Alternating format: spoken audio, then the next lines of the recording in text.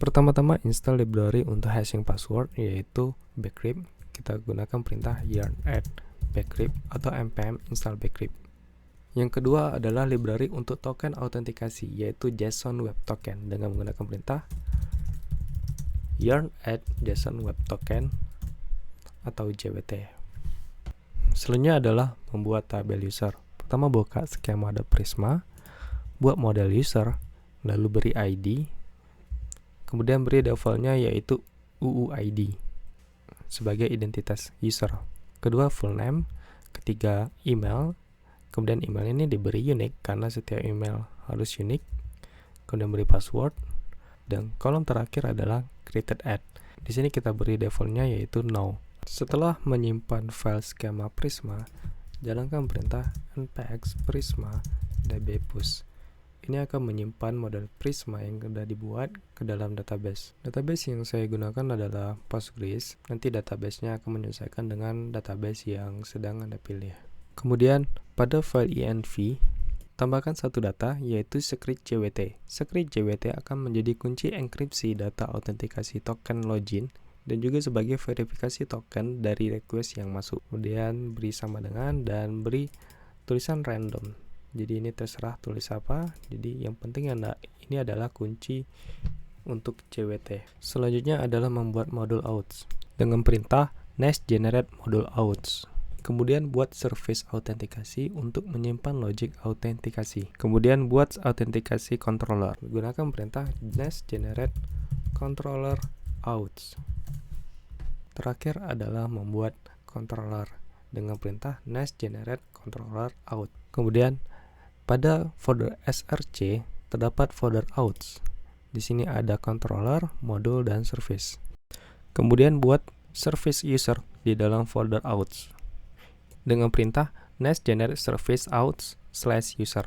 Pada modul user service, import Prisma client, kemudian buat function create dengan tipe asynchronous, kemudian beri parameter user dengan tipe data Prisma user create input.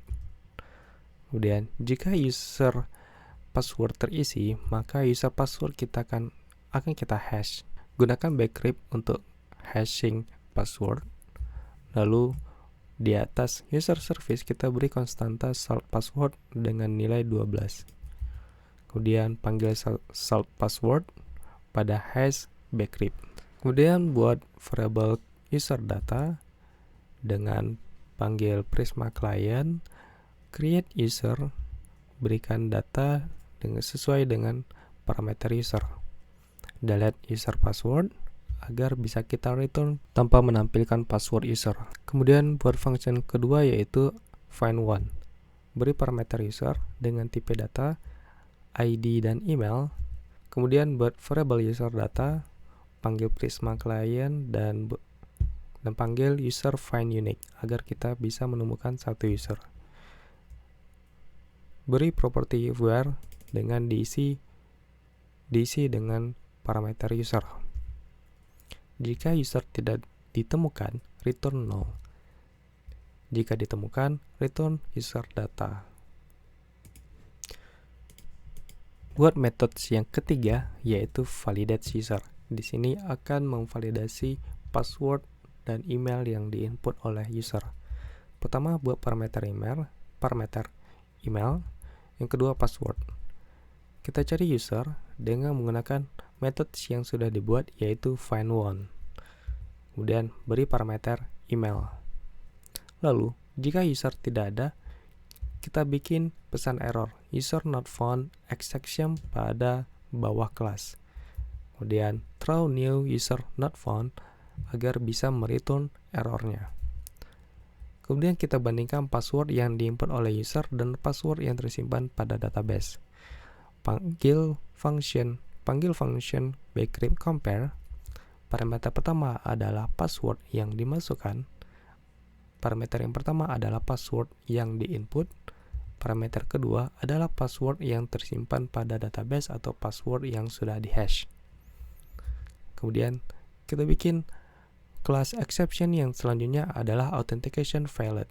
Di sini jika is match false, maka keluarkan error authentication failed. Jika berhasil, maka lanjut ke step selanjutnya dengan mendelete user password dan return data user. Setelah selesai membuat user service, selanjutnya menyiapkan out service. Pada out service, import user service dari file yang sudah dibuat sebelumnya, kemudian import JSON Web Token sebagai JWT.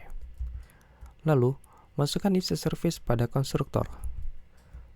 Buat function authenticate dengan parameter pertama email, yang kedua adalah password. Kemudian buat function try catch dan throw error jika terdapat error.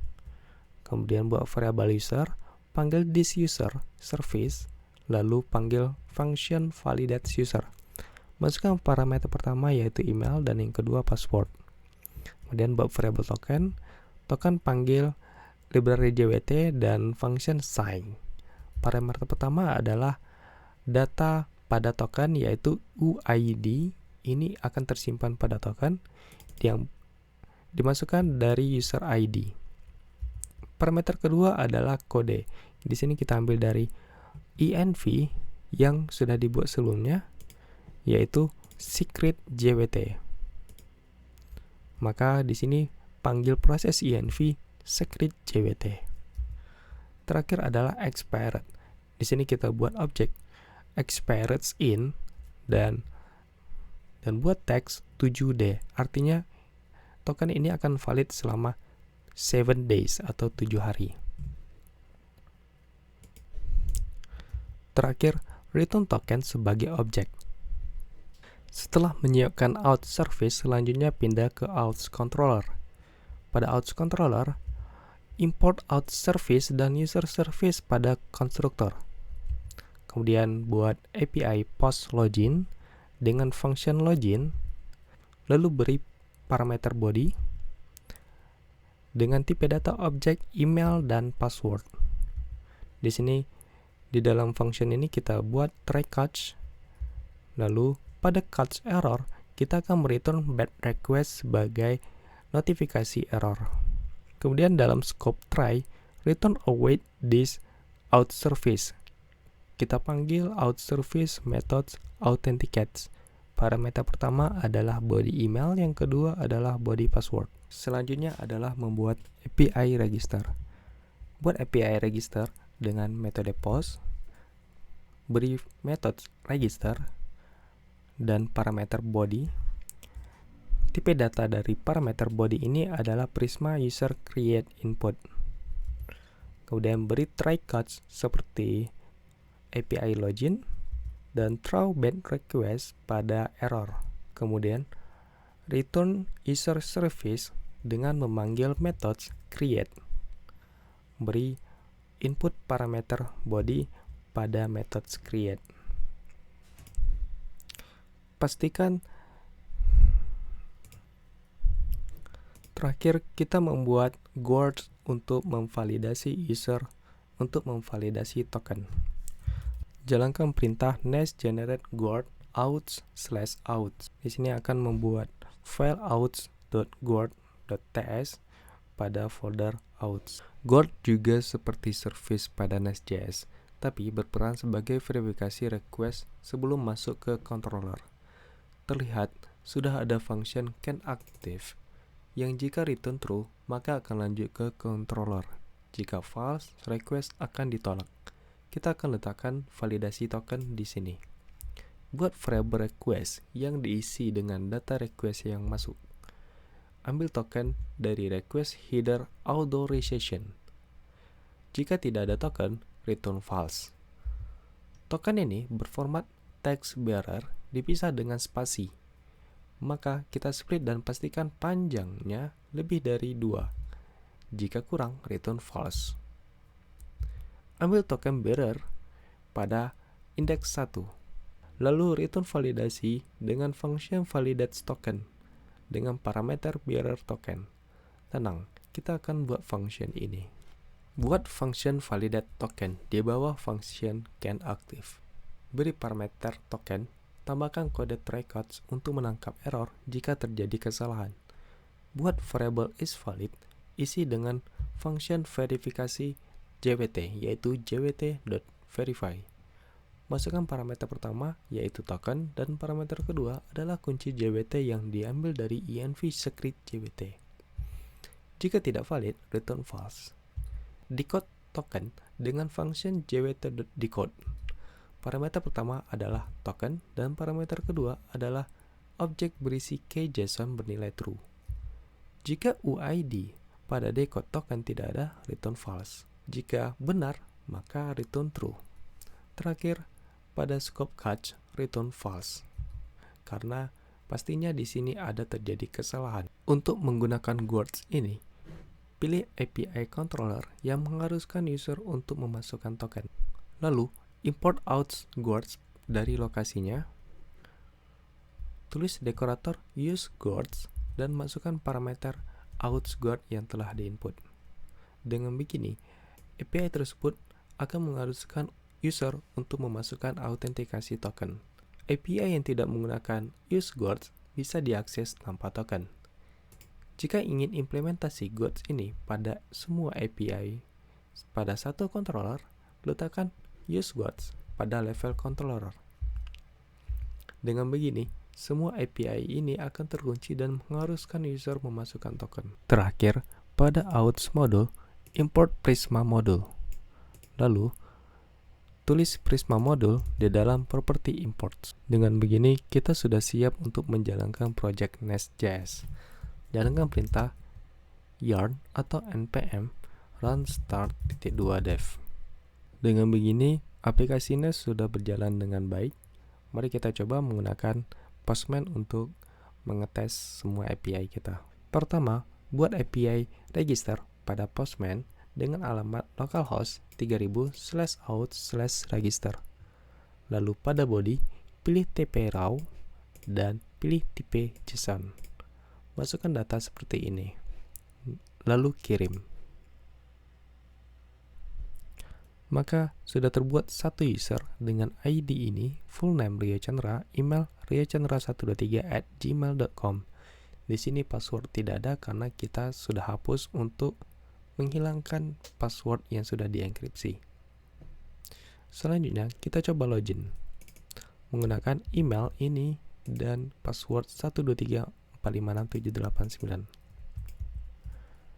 Lalu, dengan alamat login, kita coba kirim. Kita sudah dapatkan token dengan bentuknya seperti ini. Copy token ini. Kemudian pilih salah satu API yang sudah kita beri autentikasi token. Contohnya kelas. Masuk tab authorization, pilih bearer token, masukkan token yang sudah di-copy tadi. Lalu kirim. Maka di sini sudah ada muncul data-datanya. Jika token ini tidak dimasukkan, contohnya pilih no outs, maka akan muncul forbidden resource. Jika token ini tidak valid, contohnya kita hapus beberapa karakter, juga akan mengeluarkan forbidden resource. Begitu juga dengan data lainnya, contohnya kelas ini belum login. Setelah kita masukkan authorization, bearer token, masukkan token yang sudah di-copy, send. Baru muncul satu data, tapi di sini datanya kosong. Kita pilih satu data. ID 1, masukkan kelas ID 1, maka di sini baru muncul datanya. Jadi begitu cara membuat autentikasi, login, dan register menggunakan Nest.js, dan kita coba implement autentikasi beberapa API yang menggunakan token. Dengan begitu, API yang menggunakan token harus diisi dengan token, dan jika tidak akan memberikan respon forbidden resource atau error 403 seperti itu. Sekian tutorial hari ini. Terima kasih yang sudah menonton. Jangan lupa klik like dan subscribe channel ini. Saya akan share beberapa trik dan tips dan tutorial lainnya di sini. Terima kasih.